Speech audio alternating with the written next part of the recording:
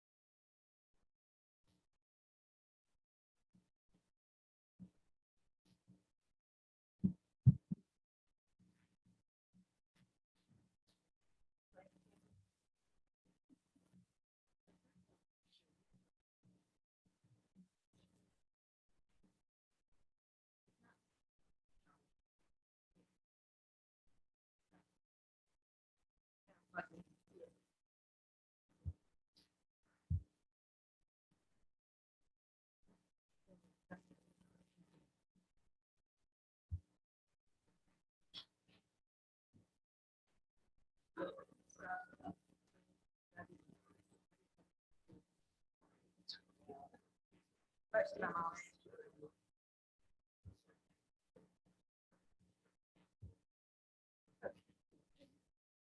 she's missing. Yeah.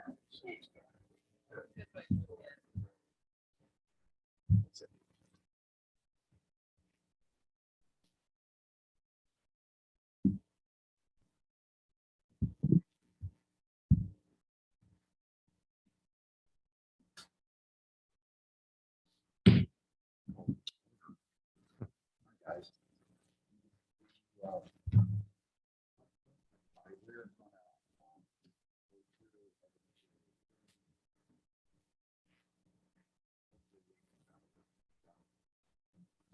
And I can talk closer to the mic because he jumps on me and I need to do that. Let's start off with a moment of silence.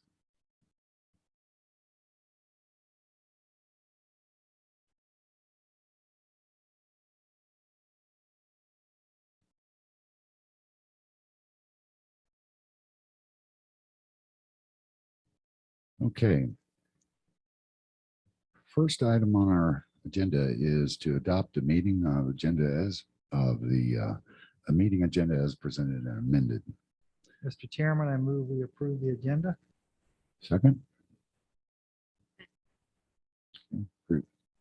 This day's evidentiary hearing is not to exceed 5 hours per Board of Adjustment agreement to this time limit on at 8/24/21 board meeting, i.e. setting of a special order for 9/23/21 meeting.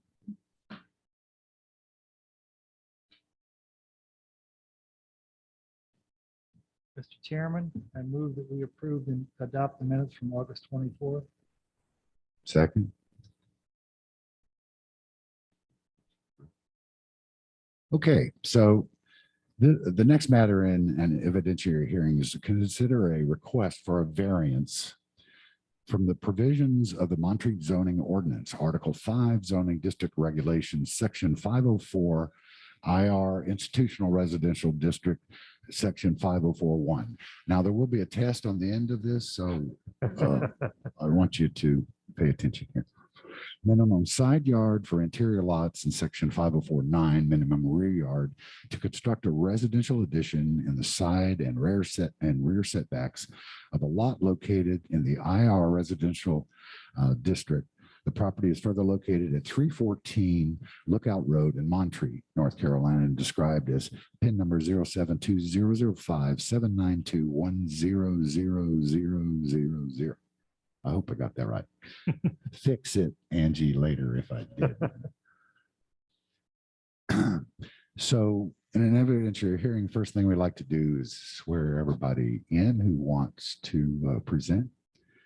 So if you would, and Angie will help us do that job. So everybody who wants to present anything today can go put your hand on the Bible that Angie is holding.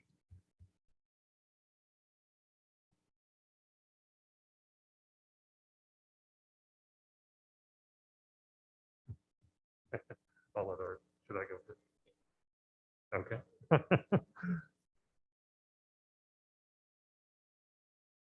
I do.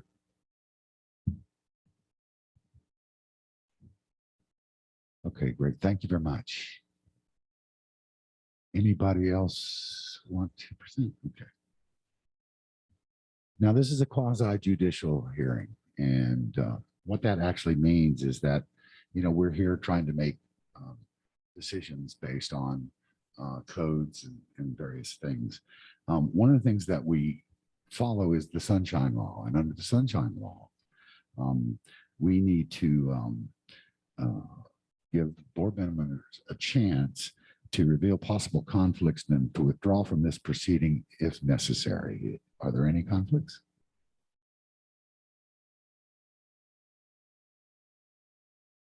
Okay. So what I'd like to do is ask the board members who have any information or special knowledge about the case that may not come out of this hearing tonight, please describe that information for the record so that interested parties will know and can respond. Having heard none, I now open this evidentiary hearing on this matter and ask for testimony from the zoning official. Thank you, Chairperson Spence. I'm Scott Adams. I'm the zoning administrator, and I will give just a brief presentation here on the screens that summarizes the nature of the request. And after that, we will then have the agent, RJ Cray, on behalf of Semper Construction. He is the representative for the Bowen family at 314 Lookout Road. So on the first slide, if I could get an advance. I will quickly note on that first item, the note about side setbacks, that notes 15 feet. That is a typo on my part. It is 12 feet.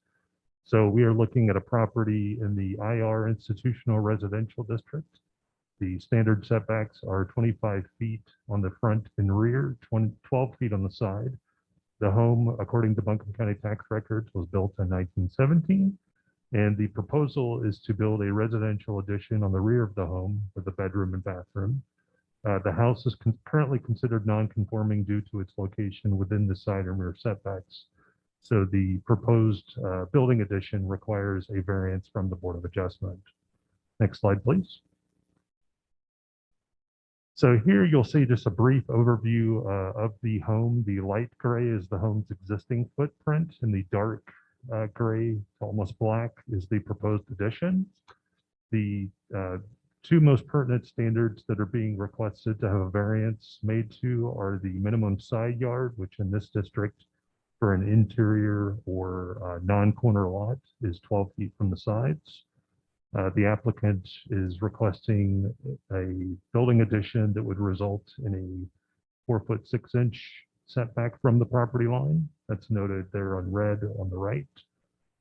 For the rear yard setback, the standard is 25 feet, and the applicant is effectively requesting a 15-foot-7 resulting setback that would result from the rear wall of the proposed addition to the property line. Next slide, please. So this is just a brief overview of the current proposal. This is an exhibit from the applicant's application. It's the current demolition plan. So this is essentially looking at the house as it exists now in the rear of it. There is a sink, there's a toilet that you can see, and I believe, I'll have the applicant clarify this, but that on the lower right there, I believe that is a rear porch. That's just shown at the faint outlines there. Next slide, please. So on the next slide, the yellow line is the line of the existing structure. So everything to the bottom of the slide there is the proposed additional space within the house, in addition to one new bathroom that is in the space just above the yellow line there. So that was that would be the former porch. So that would be walled in and made part of the home. Next slide, please.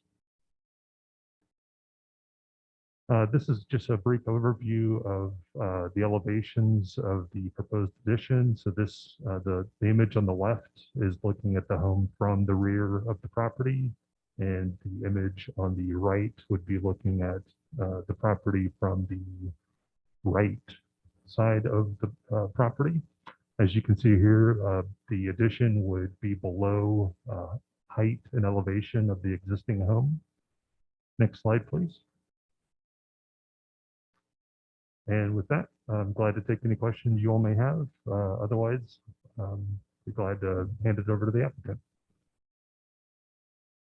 One question, did the house become a non-conformance because we overlaid zoning later on? When this house was built in 17, Right, those standards didn't exist, correct? that is correct. So when we created the standard, that made it non-conforming at that point. Right, that's very often the case with something that is much older and it's built in physical form. And with the introduction of a new zoning or development standard, it then becomes non-conforming to that current standard. And this is a frequent occurrence in the basin, if you will, of Montreat. That is true. Okay. And then if the builder would talk about this when you're up, I assume the circle is related to that's the ADA circle, I assume. And that's probably the motivating factor here. But if you could elaborate on that, would be very helpful. Are there any other questions of me at this time? Matter of fact, it's a good question.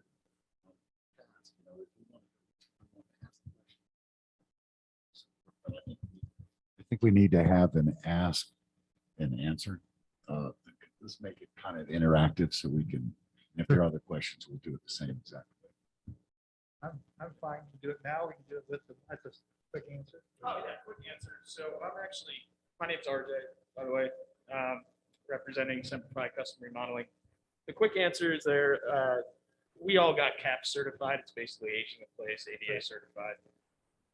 And the circle, yeah, it represents that 5-foot kind of square you want in a bathroom. So if someone's in a wheelchair or has trouble accessing a tub or anything like that, someone can be in there and help them with the wheelchair, get around the bathroom. So does that answer your question? Is this a current need or planning for a Current. future need? Current need, okay. Yeah, I believe they are like 94. I saw that age. Yeah, Tom and Dee are 94. William's the son, he's approaching 50. And really needs it more. Yeah, they care for his son who's, if I remember this going up to my house, he's in the past few years is becoming more and more disabled. Yes. Okay. Yeah. I got it. There's And gonna be an exterior ramp. Yes, we will be doing a ramp on the plans right now. It's showing a staircase. William is not currently in a wheelchair. They are operating on a very tight budget. We had to really spread a lot of things thin in order to get them what they needed to improve, not only Tom and Dee, their life, but Williams as well. So as of right now, we're doing a staircase because he can still get in that. It's only a few steps. But we have plans in the future, once more money becomes available, to do a ramp, ADA certified ramp for them. And I was just going to make a quick comment. If everyone can just remember to lean into just within a couple of inches of their microphones. Thank you. What does a ramp cost when you estimate it? What is a ramp going to cost? So a ramp that size will have to have a turn in it. Otherwise, we Yeah. do run into the setback. We're looking at about 10 grand, 15 grand for it, roughly.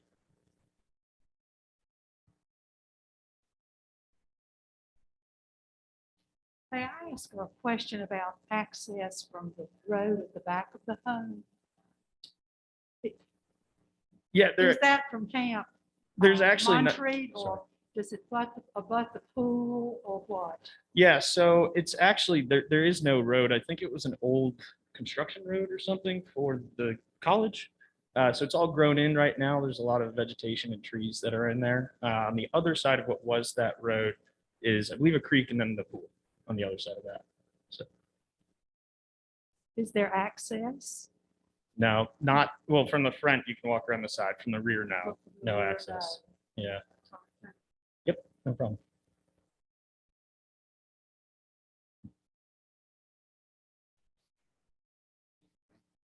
Yeah, I was gonna read just one letter, a couple other points I wanted to make. We do have a letter from the neighbor saying it's okay. I'm sure you guys got a This copy. is the 4'6" neighbor. Yes. Okay.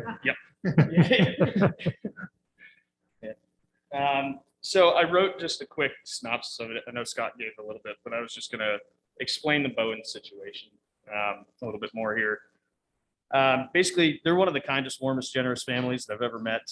This project would mean the world to them, as it would provide William with the best quality of life as well as his parents. Many people in Montreat know William. He suffers from a lot of ailments, diseases, and disabilities. I'll just name a few here. Autism, Down syndrome. He's blind. He's deaf, intellectually disabled. He has lung problems, which have caused extreme asthma and the need for oxygen systems. All the vertebrae in his back have also been fused together. So William's kind of a special case. We kind of hold him dear to us too. It's a really important project to us. Really just, you've got Tom and Dee who are in great shape. They're in their 90s, but they move around well. And as we all know, that will change. So this is not only ADA, but it's going to be aging in place as well. There's currently no bedroom and no full bath on the main floor. What this will help us do, the staircases up to the second floor is very steep. This will enable not only Dee and Tom, but William as well to live effectively on the main floor without, struggling the rest of their lives, trying to get them upstairs. So really, this was the only place we could do the addition. Otherwise, we carry way too far into the setbacks. The front, there's the creek. So really, this was the only option we had. So appreciate any other questions. Yep. Is this a full-time residence? It's not full-time, no. Tom and Dee are up here cumulatively probably about 8 months out of the year. William comes with them since they're his caretaker, basically. Tom, who I've been working with, is the other son, and he's up here probably about 4 months out of the year. Yep. Thank you very much.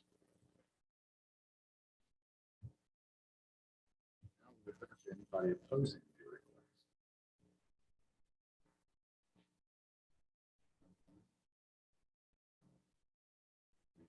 Closing statements?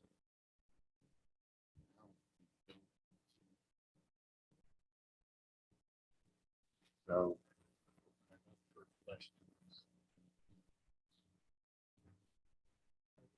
Don't you love these things when everybody comes forward, it's clear to understand, and the neighbors support it? Right. That's what we live in. That's what we like to live in around here. Absolutely. Yeah. I actually did look into the weeds. I'm glad I'm not a lawyer. I looked into the weeds, and some of the language is vague in there, which talks about peculiar to the property, talks about things like that. One of the areas that they mentioned about peculiar to the property was in something where it was an ADA, where it was something a ADA request or something like that. You had to note if it was now, not I'm going to build this thing for if somewhere down the road, 20 years down the road, somebody. That might not be as applicable as somebody who is 94 years old in this house. So I think it's a slam dunk. I'll vote that. This is not a vote. My opinion is this is a slam dunk. And thanks for bringing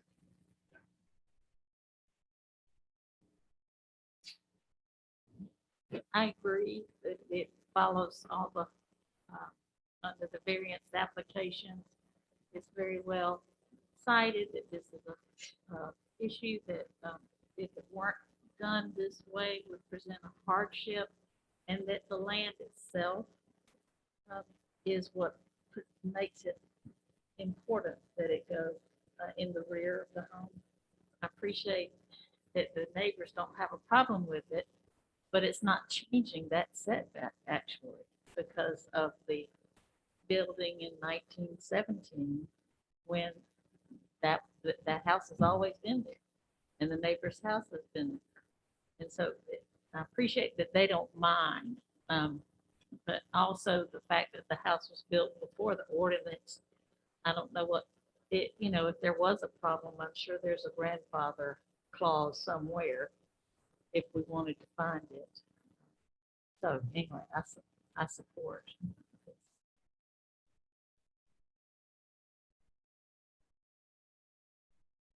Okay. So at this point, I guess that's the proper procedure?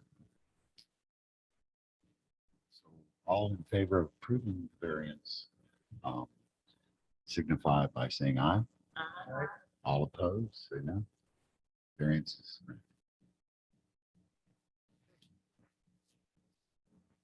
think we set a record for the time.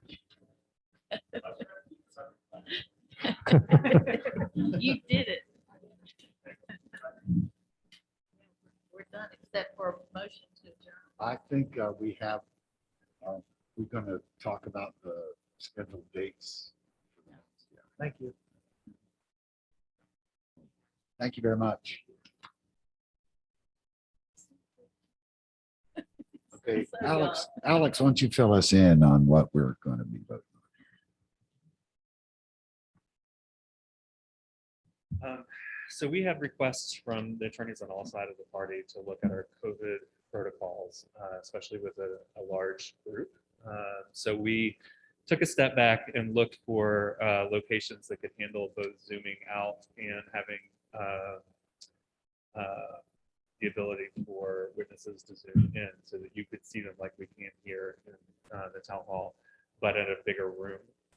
So we found a few places that could not handle the Zoom function. So we moved on and we went to the college and spoke about Graham Chapel. And so we have set some dates with them that they're holding on their schedule pending your approval for the 21st of October, the 28th of October, and then the 4th of November. We think that this will be at least a 2-meeting case. So what we would ask for you to do is to make a motion to continue to those dates. And just to clarify for everyone, this is for the request for a special use permit at 309 Collegiate Circle. It is the proposed 40-room hotel by the Mountain Retreat Association. Okay, Mr. Chairman, I move that we continue this hearing on October the 21st at 4 o'clock.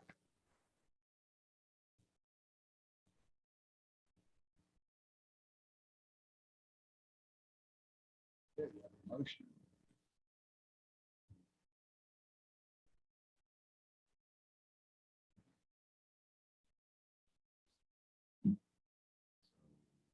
Discussion.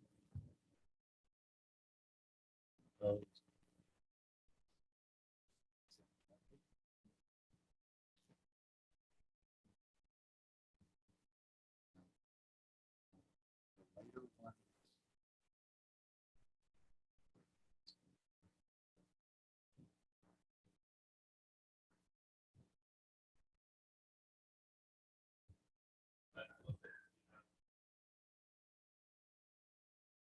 We have communicated with all of the attorneys involved that we're aware of, and they have all agreed on all 3 of those things. Subject matters of all the dates. So, and just to be clear, yes, they've expressed I guess, a preference or an interest in holding the October 21st, October 28th as dates certain, and November 4th is a date tentative. Yeah, I thought the 28th was the question. And what's the 28th? That is also a Thursday. That's Okay, so it's continuation of the subject. it's advanced planning to have at least 2 dates certain in the anticipation that the review of the case will take 2 full meetings. Yeah, that brings up a question, John. So who knows how long that will take, right? And so every time we're going to have to get out ahead of it because we only meet and we, certain times. So we're going to have to get out ahead of that. So are you talking, we should try to discuss that 28th now? I'll let Alex clarify that. Actually, the 28th is your regular meeting date, so you wouldn't need to set that as a date now. That would be your regular scheduled meeting date. The 21st would be a special meeting, so you do need to continue, make a motion to continue, which you just did, for the 21st. But the 28th is your regular meeting date, so you don't need to do additional motion for the 28th. That will just be on the schedule unless it's canceled. Okay, that'll be good. Now, that's going to be important for all of us because I think we should at least try to say that we will have a date fixed in for the 28th. If not, we need to coordinate that with Alex and the team to make sure. Because I would say at least look at the 28th, not a problem, and voice it as soon as you can. Okay, anything else? Okay. Yes, we're just gonna, we thank everybody again for coming. You guys got any statements or questions or? Yes. Sorry. No, this is not, this is, that'd be fine, sure. For the, Could you Schell, SCHELL. For the October 21st and 28th meetings, there are people coming in out of town. So I very much appreciate the opportunity to set those dates ahead of time so that others can make travel arrangements, which includes me. So thank you for that consideration.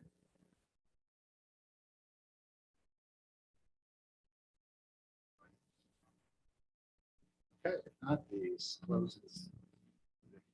Appreciate everybody showing up.